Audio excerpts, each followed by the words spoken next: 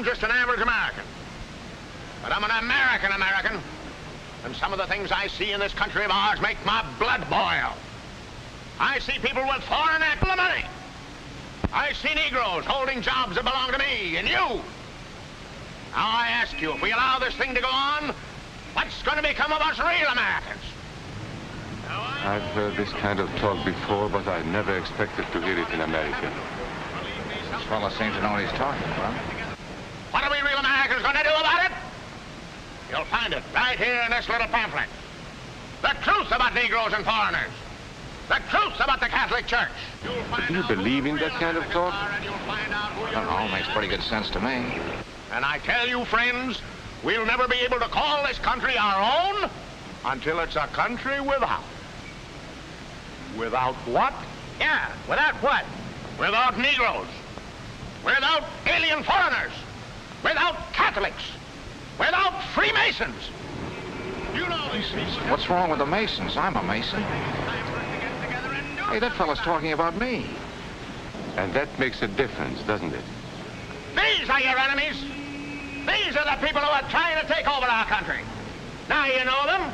You know what they stand for. And it's up to you and me to fight them.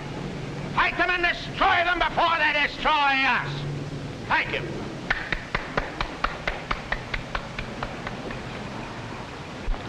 Before he said Masons, you were ready to agree with him. Well, yes, but he was talking about, what about those other people? But in this country, we have no other people. We are American people. What about you? You aren't American, are you? I was born in Hungary, but now I am an American citizen. And I have seen what this kind of talk can do. I saw it in Berlin. What were you doing there? I was a professor at the university. I heard the same words we have heard today. But I was a fool then. I thought Nazis were crazy people, stupid fanatics. But unfortunately, it was not so. You see, they knew that they were not strong enough to conquer a unified country. So they split Germany into small groups.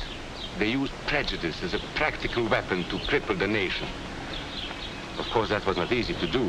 They had to work hard to do it. You see, we human beings are not born with prejudices. Always they are made for us, made by someone who wants something. Remember that when you hear this kind of talk. Somebody is going to get something out of it, and it isn't going to be you.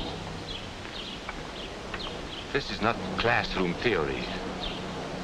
I saw it happen.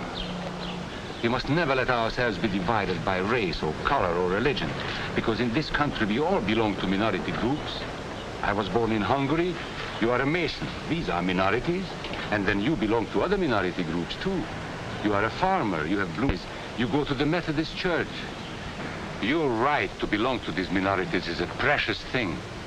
You have a right to be what you are and say what you think, because here we have personal freedom. We have liberty. And these are not just fancy words. This is a practical and priceless way of living. But we must work at it. We must guard everyone's liberty, or we can lose our own. If we allow any minority to lose its freedom by persecution or by prejudice, we are threatening our own freedom. And this is not simply an idea. This is good, hard common sense.